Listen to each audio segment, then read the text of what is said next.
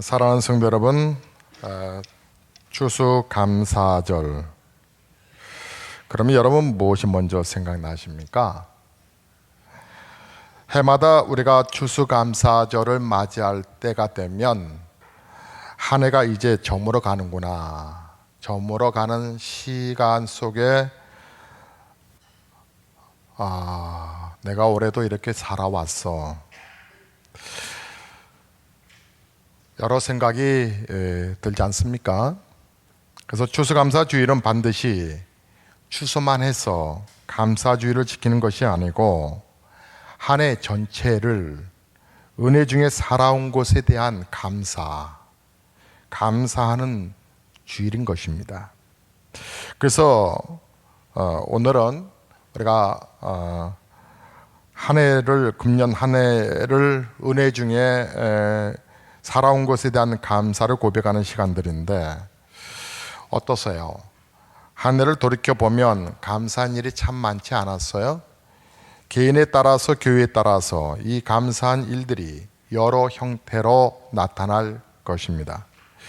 그 은혜를 생각하고 되새겨가며 오늘 예배를 드리는 것인데, 사람의 값이라고 하는 것은, 사람의 격이라고 하는 것은 그 사람이 얼만큼 감사하는가에 따라 그 수준이 평가되는 것 같습니다. 성경에는 이 감사절에 가는 부분들을 수장절이라 말합니다. 너희가 모든 추수를 다 마치고 나면 하나님 앞에 예배해라, 그게 수장절인데요. 추수감사절이라고 하는 어원, 그 말이 구체적으로 나왔던 것은, 그 기원은 메인플라워호를 타고 미국으로 건너간 청교도들의 추수감사에서 그 어원을 찾습니다. 영국에서 신앙의 박해를 받아가지고요, 네덜란드로 순례길을 떠났던 청교도들이 자신들의 조국에서 정착하지 못하고 다시 대서양을 건너 미국으로 갔습니다. 1620년 9월 29일 영국의 호리스항을 떠난 메인플라워호는 승무원을 포함해서 남자 72명, 여자 29명, 전체 101명이었습니다. 이들은 약 2개월에 걸치는 이 고난의 항해 끝에 1620년 11월 9일 매사추세츠 주 케이프 가드에 도착했습니다. 겨울이 시작될 무렵이었는데요, 아메리카 대륙을 받은 사람들은 그해 겨울 굶주림과 추위 속에서, 그리고 인디언의 습격을 받아 공포 속에서 거의 반수가 죽었습니다. 또 괴혈병, 폐렴 등의 질병까지 엄습하여서 그들은 살아남기가 너무나도 악조건이었습니다. 첫 해봄, 그들은 인디언들, 그 인디언들의 몇 명 선한 인디언들의 도움을 받아 옥수수와 밀, 경자법 등을 도움을 받고, 그래서 때로는 그 양식이 얻어지기 전까지 인디언들이 가져다 주는 양식이 조금 있었고, 또 잡아다 주는 짐승이 있었기에 어렵지만 버겁지만 그들이 생명을 연명해 갈 수가 있었습니다. 자, 고난의 시간들이 지나 그의 여름이 지나고 가을이 됐을 때 우리처럼 풍성한 열매를 얻게 되었는데요, 그런데 추수가 끝난 이후에 그들은 그 감격을 기르는 잔치를 벌이기로 했습니다. 청교도 지도자 브래드포드는 이 최초의 추수감사절에 인디언의 추장 마사소이드라고 하는 추장을 초청을 하고 90명의 전사를 이 미사소이드 추장이 데리고 와 청교도들과 함께 추수감사 축제를 시작했습니다. 이날 청교도들은 들새를 잡으러 나가서 많은 칠면조를 잡아왔고, 또 인디언들은 사냥을 해서 5마리의 사슴을 잡았다고 합니다. 그의 문헌을 보면, 그래서 이것이 시작으로 해서 미국에서는 추수감사절이 되면 이 칠면조 요리를 먹는 전통이 시작됐다고 하는 것입니다. 이렇듯 청교도들은 인디언들과 어울려 첫 수확의 기쁨을 가장 먼저 하나님 앞에 예배드리기 위하여서 제단을 쌓으며 기뻐했다는 것입니다. 그래서 이 청교도들은 현대 미국을 탄생시킨 조상들이 되었고, 이것이 계기가 되어 미국 루즈벨트 대통령은 매년 11월 셋째 주 목요일을 추수감사절로 선포하였고, 미국 교회나 그 영향을 받은 교회들은 11월 첫째 주나 셋째 주에 추수감사절 예배를 드리게 되었습니다. 이렇게 하나님께서 주신 은혜에 대한 감사하는 마음으로 지금까지 미국의 기독교인들뿐만 아니라 모든 기독교의 복음을 받아들인 나라들이 추수감사절 축제의 예배를 드리게 되었습니다. 추수감사절은 이런 행복을 하나님께서 주신 날입니다. 이 날에 주님께서 주시는 그 행복을 우리 잠시 묵상해 보려고 합니다. 성경에 보면 빌립보서 4장을 쭉 보면 6, 7절, 8절까지 보면 항상 기뻐하라, 쉬지 말고 기도하라, 범사에 감사하라 이렇게 말씀합니다. 어찌 우리가 어떻게 항상 기뻐할 수 있으며 쉬지 말고 기도할 수 있으며 범사에 감사할 수 있을까요? 그런데 감사할 수 있어, 기도할 수 있어, 기뻐할 수 있어, 그럽니다. 어디 안에서? 예수 안에서. 그 또 예수 안에서 너희를 향하신 하나님의 뜻이니라. 예수 안에서는 가능할 수 있다라고 합니다. 그 또 안에서 우리가 기뻐할 수 있고 기도할 수 있고 감사할 수 있다는 얘기입니다. 이것이 하나님께서 우리에게 주신 은혜이기 때문에 그렇습니다. 그런데요, 정말 실상 우리가 육신을 두 발의 이 땅에 딛고 살아가면서 우리의 입술에는 감사보다는, 목사도 그런 것 같아요, 원망을 할 때가 많습니다. 왜 우리는 하나님께서 주시는 감사를 잃어버리며 사는 것일까? 오늘 우리에게 감사가 사라진 것은 환경과 조건이 나빠서가 아니라 혹시 믿음이 식어졌기 때문은 아니었을까? 이스라엘 백성들은 하나님의 수많은 말씀과 수많은 사랑과 그래서 하나님의 그 기적의 손길들을 많이 경험했습니다. 그런데 그들은 계속적으로 그들의 환경만 봅니다. 당장 물이 없는 거, 당장 피곤한 거, 당장 고기 먹고 싶은 거, 그런 것들 때문에 그들은 계속적으로 환경만 바라보다가 원망을 했습니다. 원망이라는 단어가 모세 오경만 하더라도 21번이 기록되어 있습니다. 결국은 그들은 하나님의 테스트 앞에 무너져서 합격하지 못하고 믿음이 없어 적과 꿀이 흐르는 가나안 땅에 들어갈 수 없었던 것이지요. 여러분, 오늘날에 살고 있는 우리들도 한번 살펴보십시다. 정말 우리가 감사할 조건이 없어서 감사를 못하는 것은 아닐까? 아니, 그것이 아니라 정말 모든 것이 있음에도 불구하고 우리가 감사하지 못하는 것은 나의 노력으로 여기까지 살아왔다라고 생각하는 교만한 생각, 하나님께 원망된 그 원망 때문은 아니었을까? 여러분, 아무리 예수 안에 복을 쌓아 두었어도 온전한 믿음 없이는 결코 하나님의 복을 누릴 수 없다는 걸 기억하셔야 되는데, 그러므로 여러분 하나님 앞에 감사할 수 있는 환경을 열어주십시오라고 고백하기 전에 하나님, 나에게 감사할 수 있는 믿음을 주십시오 라고 하는 고백을 하셔야 합니다. 저는요, 개인적인 그 사람을 가려서 만나는 건 절대로 그러지 않습니다. 그리고 저하고 인연된 사람들은 저는 절대로 비하하고 싶은 생각이 추호도 없습니다. 그리고 어떤 모임이든 간에 그 모임 속에서 긍정의 어떤 생산성이 없는 모임은 저는 조용히 빠져나옵니다. 그것이 목사님들의 모임이라 할지라도, 그것이 여기 기독교 연합회의 어떤 모임이라 할지라도 저는 그냥 바쁘다는 얘기를 하고 조용히 일어납니다. 그 안에서 물론 더 건설적으로 나아가기 위한 비판이고 건설적으로 나아가기 위한 그런 얘기들이 물론 있겠지만, 감사가 기본이 되지 않는 모든 모임들은 결국은 저희의 정체성까지 흔들 수 있기 때문에 그렇습니다. 저는 우리 아이들하고 레슨을 배웁니다. 우리 꼬마들하고 같이 제가 첼로를 레슨을 배우는데요, 이번 주부터 이제 도레미파솔라시도를 합니다. 이제 갈 길이 한참 멀죠? 그래도 약 한 달여간 자꾸 첼로를 잡으니 첼로가 생소하거나 낯설지는 않습니다. 근데 아이들하고 공부하다 보면 아이들 수준에 맞춰줘야 되니까 제가 자꾸 묻습니다. 요 박자는 어떻게 가는 거니? 요거는 어떻게 해야 되는 거니? 그러면 아이들이 서로 자기네들이 잘났다고 저는 막 서로가 가르쳐 줍니다. 가르쳐 주다가 서로가 마음에 안 들면 틀렸어 서로를 막 지적합니다.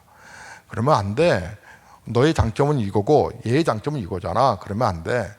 그러다 보니까 한참 지나고 나 보니까 제가 떠들고 있습니다. 아이들이 정돈된 게 아니라 아이 속에 제가 파묻혀 갖고 아이들보다 제가 더 떠들고 있습니다. 그런데요, 아이들 볼 때 되게 사랑스럽습니다.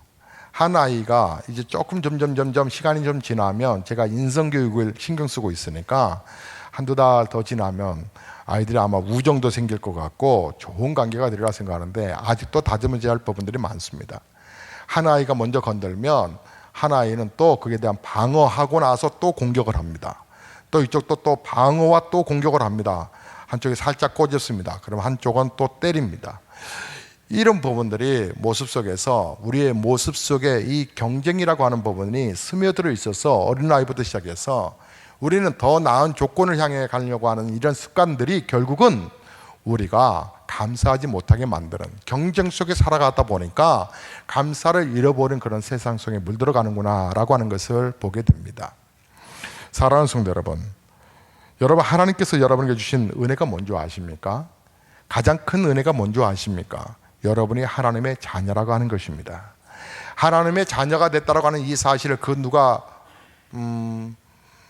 그 어떤 것과 비교할 수 있을까요? 하나님 근데 보이지 않지요. 보이지 않지만 하나님 살아계신 거 여러분에게 증명해 드리려고 합니다. 여러분, 마일리지라고 하는 것이 있습니다. 기름을 넣으면 주유소에서 넣어주는 마일리지, 그래서 포인트라는 것이 있습니다. 여러분이 은행 카드도 있고요, 쓰시는 은행 카드, 그리고 또 뭐 여러분이 부과되는 뭐 전화 요금 안에서도 마일리지가 들어가 있다고 그래요. 또 비행기를 탈 때도 마찬가지입니다. 심지어는 마트에서 물건을 사면 그 산 만큼의 점수가 누적이 되어서 후에 상품을 주는 누적 보상제도인데, 마일리지의 특징은 몇 번으로는 별 효과가 없다는 것입니다. 근데 이것이 나중에 쌓이면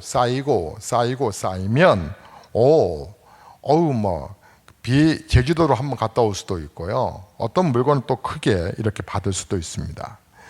저는 여러분, 감사가 마일리지와 같다라고 생각합니다. 여러분의 감사 마일리지가 얼만큼 쌓여 있는지 한번 체크해 보십시오. 여러분이 단순하게 고백하는 감사 속에서 마일리지가 쌓인다는 사실을 아시나요? 부디 여러분 어떤 상황이든지 간에 여러분이 그곳에서 은혜 상황이 아니면 빨리 그곳에서 감사를 고백하셔야 합니다. 그곳에서 자꾸 찾아가셔야 합니다. 사랑하는 성도 여러분, 성경에 보면요, 130편 136편을 보면 거기는 감사하라 그 변함없으신 인자심과 사랑과 은혜에 대해서 감사하라, 여호와께 감사하라 라고 하는 말씀이 시편 136편 1절부터 마지막 절까지 다 도배되어 있습니다. 감사하라. 특별히 그런 말씀이 나와요. 23절에 보면 과거에 비천한 데서 우리를 이끌어내신 이에게 감사하라 그럽니다. 여러분, 과거를 한번 돌아보십시오. 2주 전에 제가 1988에 대한 방송이 그 종편 채널에서 방영되고 있다고, 그래서 보고 한참 웃었다고, 그래서 맨 끝에 김창완 씨가 노래를 불렀는데 그 사람의 노래가 목소리는 하나도 변하지 않았는데 그 사람의 얼굴을 보고 깜짝 놀랐다고 말씀을 드렸습니다. 언젠간 가겠지 푸른 이 청춘, 그 노래 말입니다. 근데 노래 음색은 똑같은데 할아버지가 돼가지고 다 나왔어요.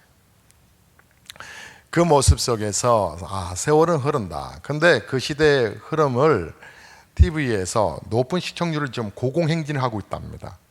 지금 4회까지 방송이 됐는데요, 그 프로 속에서 쭉 옛날의 모습들의 그 연탄가스에 중독되기도 하고, 또 뭐 그 전기밥솥, 그 옛날 그 전기밥솥을 저는 지금도 싫어하지만 이상하게 전기 냄새가 나요.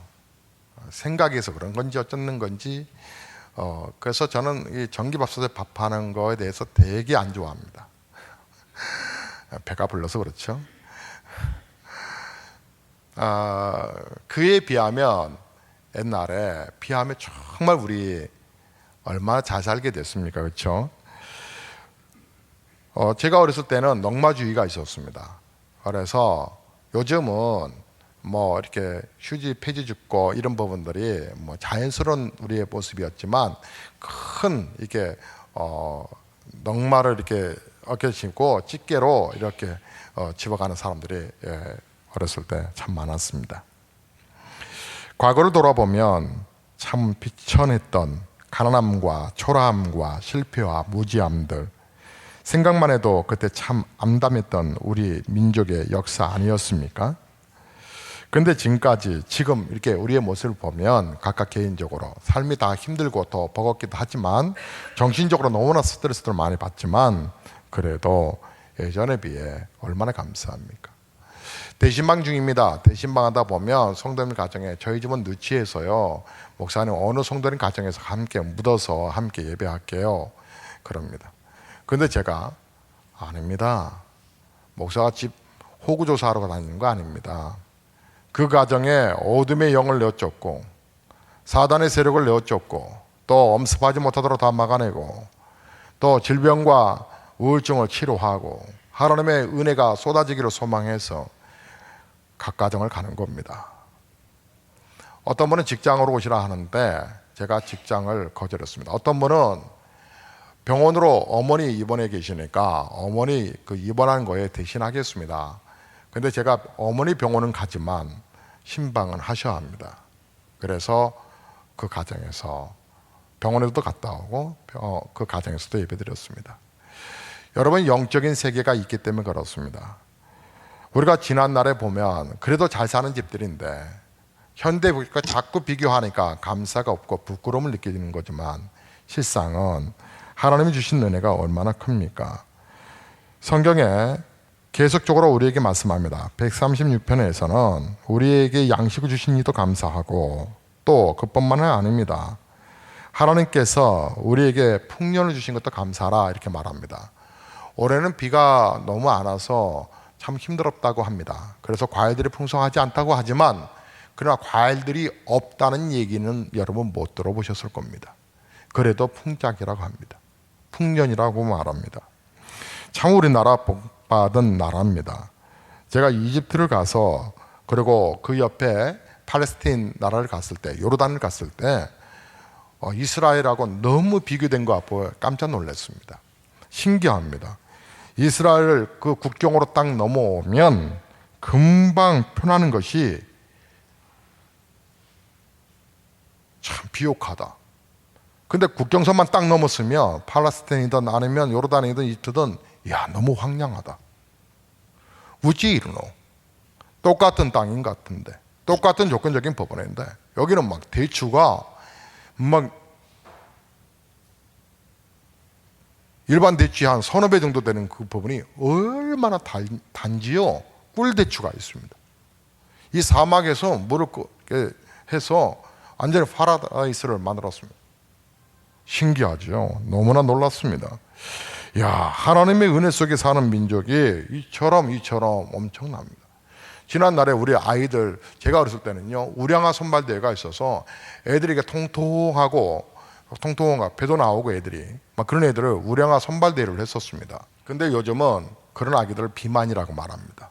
성도님들 가정을 가보면 강아지도 신방하게 됩니다. 개들도 신방하게 되는데 이 개들을 보면 어떤 집들은 개가 아주 통통하게 살이 잘 올랐습니다. 그런가 하면 어느 집은 강아지를 아주 잘 다이어트를 시켰습니다.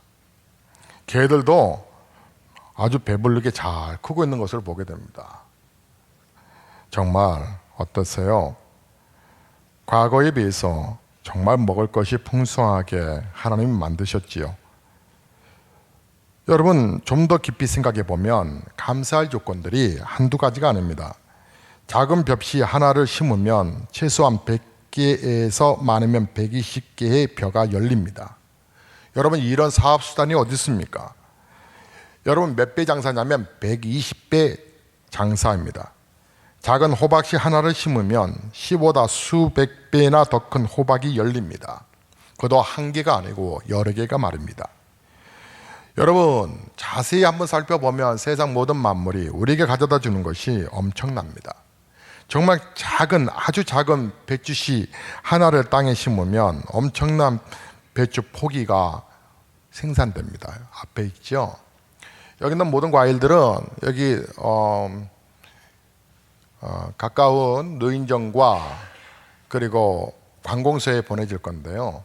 그렇다고 배추나 무 같은 건 또 드릴 수 없으니까 성도님들 가정에 필요하신 분들은 우리 총성김장 김양희 권사님께 말씀하시면 배추, 무를 가져가실 수가 있습니다. 여러분, 과일나무 하나 심어 놓으면 매년 저절로 탐스러운 열매가 열리는데 안에 씨앗 하나를 심었는데 얼마나 많은 과일들이 맺혀져 가는지 여러분 잘 아시지요? 하나님이 만드신 세상을 보고 한번 우리가 당연하게 생각하지 말고 감사를 고백할 수 있다면 우리의 인생의 격이 확 달라집니다. 우리의 삶의 격이 확 달라집니다. 여러분, 그래서 사람이 생각이 없으면 항상 불평하고 항상 짜증내며 살아가는 것입니다. 생각하며 사는 것은 감사의 조건을 헤아려 본다는 얘기입니다. 여러분, 늘 불평하고 늘 짜증내면 복을 받지 못합니다. 복을 받는 사람은 생각이 다르고 판단이 다르고 보는 시각이 다르고 마음이 다릅니다. 달라지면 내 마음에서 인색함이나 원망이나 불만이 사라지게 됩니다. 그래서 성경은 무엇보다 감사한 마음을 가지라고 강조합니다. 그래서 성경은 이 감사함의 삶을 강조하고 있습니다. 왜냐하면 거기에는 삶의 질이 나타나고 그 향상되기 때문에 그렇습니다. 사람이 감사하며 살아갈 때 기쁨이 주어지고 즐거움이 주어지고 행복한 삶이 만들어집니다. 그때 물건이 창고에 가득 없어도 정말 내 안에서 주시는 행복함이 있습니다. 제가 마일리지 얘기했는데요. 그 마일리지뿐만 아니라 요즘은 스마트 시대 아닙니까? 여러분, 스마트 시대에 폰에 입금이 되면 어디에서 아니면 월급에서 들어오면 딱 이렇게 소식이 오죠. 그래서 요즘은 카드나 현금이 없어도 내가 돈을 갖고 있지 않아도 그 카드만 있으면 됩니다. 아니, 스마트폰만 있으면 됩니다. 앱을 다운받아서 스마트폰 있으면 스마트폰으로 결제를 합니다. 심지어는 전철을 타거나 버스를 탈 때도 아주 유용하게 사용되는데 저는 헷갈려서 못하겠습니다. 다운 받는 것도 피곤하고요. 무엇보다도 그것이 그렇게 유용하게 사용될 공간이 없기 때문에 그렇습니다. 그런데 내 안에 수중에 돈이 없어도 카드나 또 내 스마트폰에서 저장되어 있는 이 입금이 되어 있다고 하는 것은 나에게 좀 든든함을 주지 않습니까? 내 눈에 하나님이 안 보인 것 같아서 하나님이 안 계시나요? 우리는 보이지 않는 것들이 보이는 세상을 지배하고 있다고 하는 거 우리는 잘 알고 있지 않습니까? 저는 대시방 중에서 정말 지난 월요일날 월요일날 우리 성도님의 어머님 신방을 하다가 마음이 너무 저미어서 아파서 지금도 늘 기도할 때마다 그분을 1순위로 끌어올려 기도하고 있습니다. 7년 동안 병원에 계셨답니다. 7년 동안 병원에 계시는데 다리에 이제 다리인가? 엉덩이 쪽에 그 대퇴부 쪽에 이렇게 뼈가 부러져서 이렇게 수술을 하셨다나요? 근데 그 염증이 있어서 다시 재반복 수술을 하게 되는데 25번을 하셨답니다. 혼자서 일어날 수 없고 혼자서 걸을 수 없어서 간호보호사가 늘 있어야 되고요. 그러니 또 공간적인 법원 앞에서 너무 다른 사람들에게 또 피해를 주니까 1인실에 있었답니다. 그러니까 얼마나 돈이 많이 들었겠습니까? 지난 7년 동안. 한 병원에 오래 있을 수 없으니까 또 3개월에 한 번씩 또 다른 병원으로 옮기고, 그런데 돈은 또 얼마나 많이 깨졌겠어요. 그래서 뭐 산을 팔았다 하더라고요. 근데 그 성도의 어머니가 그렇게 제 마음을 아프게 합니다. 왠지 너무 가슴이 아파서 하나님 앞에 고백을 했습니다. 하나님, 우리 성도님 여기서 끝내게 해주세요. 여기 병원에서 끝내게 해주세요. 속이 치유되게 해주세요. 그 병원은 목동 이대병원입니다. 목동 이대병원은 저하고 특별한 인연이 좀 있습니다. 하나님의 치유의 현장을 경험했던 곳이기 때문에 두 번이나 다 기적같이 어렵다고 했던 사람, 그 사람들 다 죽는다고 했던 사람, 어렵다고 하는 사람, 안에 일주일 후에 장례 치료라 그래서 장례 준비했던 그 병원인데, 그곳에서 하나님의 역사를 저는 경험해 봤기 때문에 하나님 앞에 간절히 이 성도도 나을 것을 소망을 갖고서 기도했습니다. 기도한다는 얘기는 뭡니까? 보이지 않는 영역이죠. 보이지 않는 영역을 끌어당겨서 보이는 세상 속에 치유와 역사를 일으킨다는 것입니다. 정말 지난 봄에 우리 성도님들 함께 기도해 주셨지만, 우리 김소희 집사라고 우리 성도님의 남편이 뇌출혈로 쓰러졌습니다. 목사에게 문자가 띵 날아왔습니다. 목사님, 우리 남편이 뇌출혈로 쓰러졌는데 중환자실일 수 있습니다. 목사님, 기도 부탁합니다. 그분하고 밤에 통화하고 나서 너무 마음이 아팠습니다. 하나님 앞에 기도했습니다. 하나님, 우리 성도님의 남편을 굽어 살펴주십시오. 하나님 알려주십시오. 하나님 보여주십시오. 마음속에, 목사의 마음속에 하나님이 보여주신 그림이 있습니다. 하나님이 보여주신 또 음성이 있습니다. 그래서 확신 가운데 말했습니다. 하나님께서는 당신의 남편을 살리기로 하셨습니다. 살아날 것입니다. 회복될 것입니다 라고 선포를 했습니다. 문자로 서로 나눴습니다. 근데 그 다음 날인가 이틀 후에 이런 문자가 날아왔죠. 목사님 말씀만 믿고 편히 기도하고 있었는데 남편이 더 안 좋아져 가고 있고 지금은 의식도 없습니다. 눈을 뜨고 있으나 지금 눈동자가 움직이지 않고 있고, 손을 흔들어도 또 흔들어 대어도 반응이 없습니다. 의사는 폐까지 세균이 감출되어서 아마 3, 4일이 어렵다고 합니다. 그때 제가 이런 문자를 보냈습니다. 아니요, 하나님이 살아 계시고요, 하나님이 목사에게 말씀하셨습니다. 내 남편을 살릴 것이라고. 그러므로 우리가 오히려 어려울수록 하나님 앞에 기도합시다 라고 문자를 보내고, 계속 목사는 지난 한 달 동안, 그 성도가 한 달 동안 입원했었는데 오전에 금식을 하며 간절히 기도했습니다. 하나님 보여주셨잖아요. 하나님 들려주셨잖아요. 이 성도는 분명히 나아야 합니다. 그런데 시간이 흐를수록 점점 그분은 더 악화되었습니다. 중간 생략하고 하나님께서 분명히 보여주신 대로 그 성도가 너무 힘들어서 문자를 보낼 때마다, 낙심할 때마다 목사는 아니요, 하나님 살아계심을 보게 될 겁니다. 하나님 살아계심을 보게 될 겁니다 라고 고백하고 계속 목사는 기도했습니다. 놀라운 소식이 들려오기 시작했습니다. 목사님, 남편이 호전되어 가고 있습니다. 의사가 이 상태로면 일주일 후에 일반 병실에도 옮길 수 있다고 그랬습니다. 그리고 일주일 후에 정말 그분은 일반 병실로 옮기게 되었고, 일반 병실에 있는 지 약 일주일 만에 드디어 병원을 퇴원하게 됩니다. 일반 병실로 옮길 즈음에 또 한 가지 문제가 일어났습니다. 목사님, 이 메리스의 이대병원도 한 환자가 왔다 갔다 합니다. 우짜지요? 괜찮습니다. 하나님이 지켜주실 것입니다. 하나님이 살아계시거든요. 그 하나님의 역사하심을 성도는 믿기 시작했고, 왜요? 의식이 돌아왔고 일반 병실까지 왔으니까. 메리스는 문제가 아니었습니다. 정말 놀라운 은혜 속에 그 남편은 퇴원하셨고, 지난 주일에 딱 일주일 전에 목사가 그 가정에 가서 신방하게 되었습니다.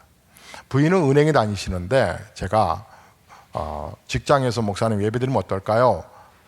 아니요, 집에서 예배하지요. 집에서 목사가 축복을 빌겠습니다. 하나님이 어떻게 역사하시는지 믿으십시오. 그래서 집에서 예배를 드렸습니다. 저는 무당들이 회개하고 예수 믿는 모습을 봤습니다. 무당을 전도하여 그 무당이 예수 열심히 믿는 걸 봤습니다. 박수무당, 남자 무당인데 그는 밤마다 시달립니다. 악한 영에 날마다 시달립니다. 그래서 그는 나름대로 기도를 하지 아니하면 견딜 수 없다 하는 그런 사람이었습니다. 그 사람이 예수를 믿게 되었습니다. 목사가 그를 전도하게 되었고 그가 예수를 믿어 우리가 처음 개척하고 있는 장소에 과일 장사를 다 때려치우고, 근데 그 사람이 엄청나게 돈을 많이 벌었던 사람인데 돈이 하나도 없답니다. 친구의 얘기에 어디 부분에 투자를 했는데, 무당이 또 그걸 왜 투자를 하는지 모르겠어요.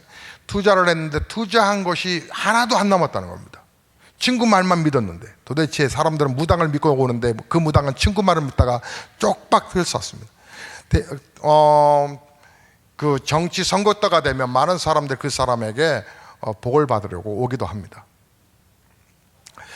그랬던 그 사람이 예수 믿고 나서 변화되어서 하나님을 믿는 것을 보면 여러분, 신이 있다는 걸 알지 않습니까? 그러나 신이 악신이냐 성신이냐 악령이냐 성령이냐 구분을 해야 되는데, 마귀는 워낙 고단수라 성도들을 흔들어, 여러분의 지성을 흔들어, 여러분의 생각을 마비시켜 하나님이 없이, 하나님 없는 그런 삶을 살게끔 가짜 신자로 만들어버리는 것이 특징입니다. 그래서 기도하는 것을 특별한 문제가 있는 사람들이 기도하는 것으로 생각하고, 예배하는 것도 감동 없이 사단이 흔들어 버립니다. 요즘 청년들은 이 스마트폰으로 예배 시간에 안타깝게도 하나님 앞에 집중하지 못하는 모습들을 보게 됩니다. 하나님께서 문화와 세상 속에서 흔들어 버려서 결국은 하나님을 떠나버리게 하는 경우들이 얼마나 많은지 모릅니다. 여러분, 보이지 않는다고 없는 것일까요? 이곳에 공기가 있어서 저와 여러분은 예배하고 있습니다. 식물들이 또 살아가고 있고 동물들도 살아가는 것이지요. 대기권 밖으로 가보십시오. 공기의 소중성이 얼마나 큰지를 아실 것입니다. 공기는 그러나 눈에 보이지 않죠? 그럼 너무나 소중합니다. 여러분 목사가 지금 이 설교를 하는 것은, 그리고 여러분의 귀에 잘 들릴 수 있는 것은 이 마이크라고 하는 증폭기 때문에 그렇습니다. 이것은 누가 만들었을까요? 사람이 만들었죠. 어떤 사람이요? 생각에 몰두한 사람이, 관심을 갖고 생각을 끌어당긴 사람이, 보이지 않는 생각을 끌어당겨서 만든 겁니다. 우리가 사용하고 있는 모든 것들도, 여성들의 이쁜 화장품들도 보이지 않는 생각을 끌어당겨서 지렁이를 잘 구워 삶아서 이런 립스틱을 이렇게 만들었던 겁니다. 그러니까 립스틱이 진한 분들은 지렁이를 많이 바른 겁니다. 이렇게 많이 바른 거. 달팽이? 그런 것도 다 포함되어 있다 그러고요. 우리가 우리의 생각들을 끌어당겨서 만든 것이 우리의 생활용품들입니다. 여러분, TV도요, 보이지 않는 전파가 흘러서 보게 되는 것이고요. 우리 휴대폰도 와이파이, 브루투스 이런 부분들도 보이지 않는 전파가 흘러서 우리가 보게 되는 것입니다. 이렇듯 세상의 모든 부분들은 보이지 않는 것이 보이는 것이 나타나서 우리가 살아가고 있음에도 영적인 악령과 성령이 있다고 하는 사실을 사람들은 인식하지 못합니다. 그래서 악령 앞에 시달리고 있으면서도 이 악령 앞에 왜 시달리고 있는지를 모릅니다. 우리 성도 가운데서 우리 권사님 한 분이 머리가 늘 아프답니다. 그래서 간절히 기도를 해드렸습니다. 그런데 계속 머리가 너무 아픕니다. 병원에 가본답니다. 괜찮아요. 근데 하도 아프니까 병원에서 확인해 보시려고 갔는데 괜찮답니다. 당연히 괜찮지요. 그건 보니까, 기도해 보니까 이건 스트레스고 신경성이지, 이건 머리에 종양이 있어서 그런 것도 아니라는 거지요. 우리 권사님이 너무 아프니까 또 일산 모 병원에 또 예약을 했습니다. 목사님 간답니다. 그래서 괜찮을 거예요. 괜찮습니다. 역시 돈만 버렸지 MRI 검사했는데 괜찮답니다. 괜찮답니다. 앉아 계시군요. 예. 또 한 번 우리 권사님도 어디 병원에 가신다고 합니다. 연대 세브란스 병원에 검사한다는데 목사가 기도해 왔습니다. 괜찮을 것 같아요. 그래서 제가 권사님께 얘기했습니다. 권사님 괜찮아요. 그랬어요. 그랬더니 조정희 권사님이 씩 안심을 하셨는데 가서 검사를 하니까 어쨌어요? 괜찮았어요. 괜히 돈만 버렸어요. 감사원금이나 할 걸. 하나님께서 주신 은혜가 있습니다. 바로 영적 세계입니다. 그렇다 해서 우리 질병이 항상 뭐 안 아프냐 그런 건 아닌데, 하나님 앞에 기도해보고 가는 겁니다. 하나님 앞에 기도하고 움직이는 거 얼마나 재밌는지 모릅니다. 성령의 지배받아서 살아가는 거 얼마나 행복한지 모릅니다. 하나님께 의지하며 살아가는 것이 얼마나 감격스러운지 모릅니다. 오늘 본문 말씀이 감사로 하나님 앞에 제사를 드리는 자가 하나님의 이름을 영화롭게 할 것이며, 23절 마지막 절에 내가 구원을 보이리라, 하나님이 계속 너를 이끌 것이다 라고 하는 것입니다. 언제까지 여러분 악령의 지배를 받아 여러분의 이성을 의지하여 살아가시겠습니까? 하나님의 은혜를 아는 자라 하는 것은 하나님 방법대로 하나님의 지식을 따라 사는 자들이라 이 말입니다. 성령께서 우리를 도우시는 은혜 속에 살아가는 그 행복과 기쁨이 얼마나 큰지요. 저는 한 달 전에 귀한 선생님과 통화를 하게 됐습니다. 그 선생님은 예전에 말씀드린 것처럼 목사를 목사로 만드신 분이십니다. 저는 고등학교 1학년 때 주의 음성을 들었습니다.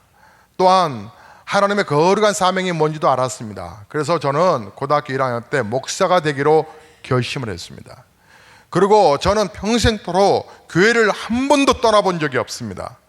그리고 교회 성경을 부지런히 읽습니다. 근데 신기한 건 이 하나님의 말씀이 저를 지금까지 계속 감동시킨다는 것입니다. 이 하나님의 말씀이 살아 역사함을 저는 느껴집니다. 그리고 무엇이 인생의 가장 행복인지도 알게 되고, 저는 제가 목회하는 한 우리 성도님들이 아프거나 우리 성도님들이 만약에 이제 이 땅을 떠나 천국을 가시게 되면 시신까지도 책임져주는 목사가 되려고 몸부림을 칩니다. 우리 아이들을 사랑스러워서 그렇게 축복하려고 합니다. 우리 학생들을 귀찮아 여기지 않습니다. 우리 청년들에게 꿈을 심어주고 싶습니다. 하나님이 살아계신 것, 그래서 우리 교회가 좀 더 재정적으로 더 풍성해져 가면 우리 아이들과 학생들과 청년들 데리고 봄에는, 아니 겨울방학에는 애들과 함께 해외 투어를 하려고 합니다. 그래서 야, 이 나라가 얼마나 어려운지 봐라. 왜 어렵게 된 줄 아냐? 우상 숭배하는 나라가 잘 사는 거 못 봤지? 하나님을 섬기는 나라가 잘 사는 거 봤지? 이스라엘은 우리나라의 강원도 정도밖에 분량되지 않는 땅인데 그 땅에서 세계를 움직이는 재력가들이 있단다. 왜 그런 줄 아니? 하나님의 말씀이란다. 하나님의 말씀. 그리고 여름에는 우리 또 장년부 성도님들과 함께 해외 또 선교지를 또 돌아보고 또 하나님이 만드신 세상도 관광도 하고 싶습니다. 하나님께서 어떻게 우리를 축복하시는지를 보여주고 싶습니다. 그러나 저의 오로지 관심사는 다음 세대 아이들입니다.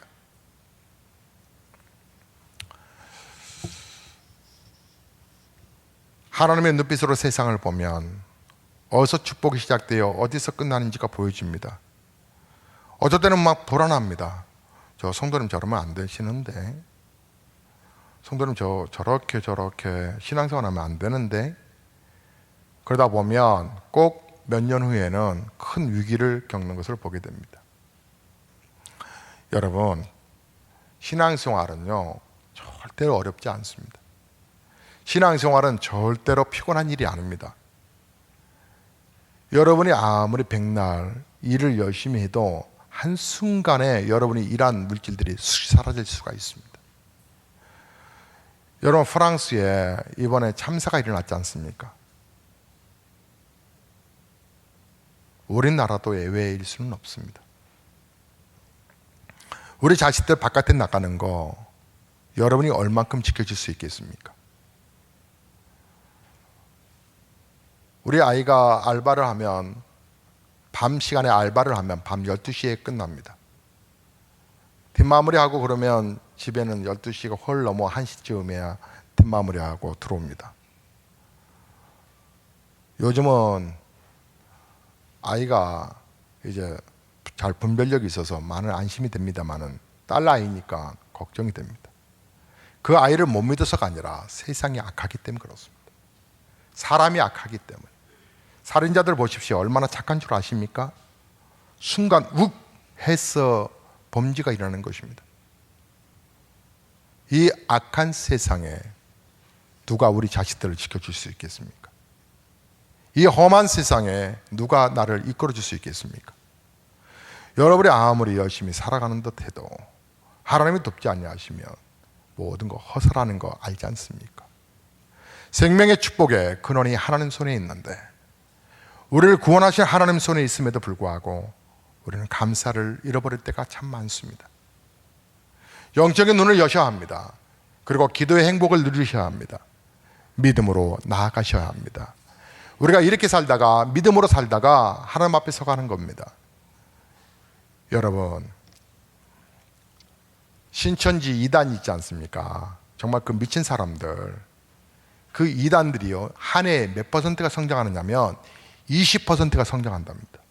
한 해에. 근데 그 20%가 누군 줄 아십니까? 거의 기독교 신자들이에요. 거의. 불신자들이 신천지로 넘어간 것이 아니라 예수 믿는 신자들이 넘어간다는 거예요. 그러면 생각해 볼 것은 그렇게 교회 안에서 말씀 훈련받고 모여서 기도하는 것을 과소평가 여기고 한다 할지라도 그냥 형식적으로 하는 사람들이 영적인 부분을 딱 터치를 해주면 그제서야 눈이 뜹니다. 이단이 영적인 눈을 얘기하면 이런 게 있었구나. 내 영혼 나는 지금까지 몰랐었어. 그제서야 눈을 떠서 악령에 끌려다닙니다. 그것이 진짜인 줄 모르고. 교회에서 11조 드리자 그러면 성경의 근거가 어디 있냐, 왜 율법대로 가느냐 따지던 신자들이 집을 바칩니다. 분별하지 못하고 아이들 학교도 안 보냅니다. 공부한답시고 막 교회 그 신천지에 빠져들어서 정신 못 차리고 있습니다. 학생들, 청년들도 한 학기 쉬고 그 부모에게 등록금 가지고 그 등록금 가지고 전도지 찍어서 전도를 하러 다닙니다. 우리는 거룩한 영 하나님을 섬기는 성도들이 진짜 하나님을 믿는 부분을 열심을 내지 못하다가 악령에 사로잡혀서 얼마나 헛된 짓들을 하고 다니는지 모릅니다. 그런 걸 보면 여러분 영적 세계가 있다는 걸 또 느끼지 않습니까?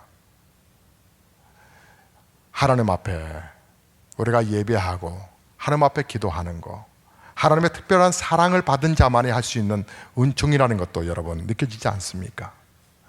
여러분 주변 한번 보십시오. 우리 아이들이 잘 성장해 오는 거 주의 은혜고, 여러분의 몸이 건강한 것도 주의 은혜고, 또 힘들 때마다 기도할 때 하나님이 역사하시는 것도 주님의 은혜고, 우리 교회 참 좋은 교회 아닙니까? 더 좋아질 교회가 될 줄로 믿습니다. 제가 지난번에 우리 오케스트라 이 부분 때문에 권순우 목사님, 분강사님하고 대화를 하게 됐는데, 권순우 목사님도 여기에 관한 부분에 관심을 가지셔서 소개를 해드렸습니다. 그래서 제 4기로 들어오는데 200명 오케스트라가 준비한답니다. 200명. 그래서 내년에는 201명을 우리가 뽑을까. 근데 목사님이 저에게 그런 말을 했습니다. 목사님이나 저나 오케스트라 만드는 이유가 있죠. 그래서 서로가 막 웃었습니다. 그렇죠. 왜 그래요? 우리 성도들 믿음을 세워가는 것도 있고, 더불어서 오케스트라를 통해서 예수를 안 믿는 사람들 예수님 믿게 하기 위함입니다. 하나님의 참 좋은 사랑 전해주고 싶은 교회가 되고 싶고요. 여러분과 저도 정말 행복한 교회, 아름다운 꿈꾸는 교회, 저는 우리 청년들을 어떻게 하면 소집을 할까? 어떻게 하면 이 녀석들이 행복하게 예수님을 잘 믿을 수 있을까? 뜨거운 맛을 보기 전에 좀 알았으면 좋겠는데, 이것저것 다 해도 안 되는구나. 하나님의 은혜 속에 거하여야 길이 열려지는구나. 하나님이 나를 사랑해서 이렇게 예수 믿게 해주셨구나. 어떻게 하면 알게 될까? 우리 아이들에게도 제가 당부합니다. 우리 전사람들에게도, 목사님들에게도 당부합니다. 교회에 오면 아이들 혼내지 마라. 아이들 인정해 주라. 청년들에게 좀 소망 좀 심어주라. 성도님들 교회 와서 불편하지 아니하도록. 이제는 커피도 목사가 좀 도사가 됐습니다. 2년 정도 하니까 커피를 어떻게, 커피의 성질도 압니다. 어떤 커피는 후라이팬이 아니라 세라믹 판에 이렇게 로스팅을 할 때 성질이 급한 이 생두들이 있습니다. 막 펄쩍펄쩍 뜨거워 죽겠다고 막 펄쩍펄쩍 뛰는 그런 커피 종이 있습니다. 그런가 하면 어떤 커피는 넣은 지 3분이 지나고 5분이 지나도 뜨끈뜨끈하다 하고 튀지도 않는 그런 희성한 커피 생두도 있습니다. 그런 것들이요, 맛은 또 더 좋습니다. 죽겠다고 펄쩍펄쩍 뛰는 것들은 맛이 가볍습니다. 여러분 잘 이해를 못 하시죠? 커피가 그런 종이 있습니다. 순간 생각해 봤습니다. 우리의 믿음은 하나님이 어떤 시련을 주어도 우리가 주님 앞에 주여 저는 하나님의 자녀이기 때문에 결국 마귀가 뭐 어떻게 하겠습니까? 하나님의 은혜의 법칙대로 삽니다. 예배하고 기도하고. 여러분 예배와 기도를 매일 하는 것을 이상하게 생각하지 마십시오. 마귀에게 속지 마십시오. 우리가 더 감사의 조건은 예배할 때 그리고 주의 말씀 속에 거할 때 내게 얼마나 감사의 조건들이 많은가를 깨닫게 될 것입니다. 그런 말 있지 않습니까? 우리 촛불 보고 감사하면 햇빛의 그 밝음이 얼마나 감사한지를 알게 된다고. 늘 떠오르는 햇빛이라 생각하지 말고 그 조그만 이 촛불 하나 조금 보고 감사할 수 있다면 더 큰 감사를 발견할 수 있다는 얘기 아닙니까? 저는 우리 성도님들이 GNP가 각각 다르다 할지라도 감사의 고백 속에서 서로가 기죽지 말고 서로가 서로를 세워가는 그런 좋은 교회 됐으면, 좋은 성도님 됐으면 참 좋겠습니다. 우리 형편을 하나님이 아십니다. 뭘 먹을까, 무엇을 입을까 다 아십니다. 하나님께 맡기시고 우리 서로가 중보 기도하고 서로를 세워가는 멋진 교회 만들어 가십시다. 자, 우리 찬송하시죠.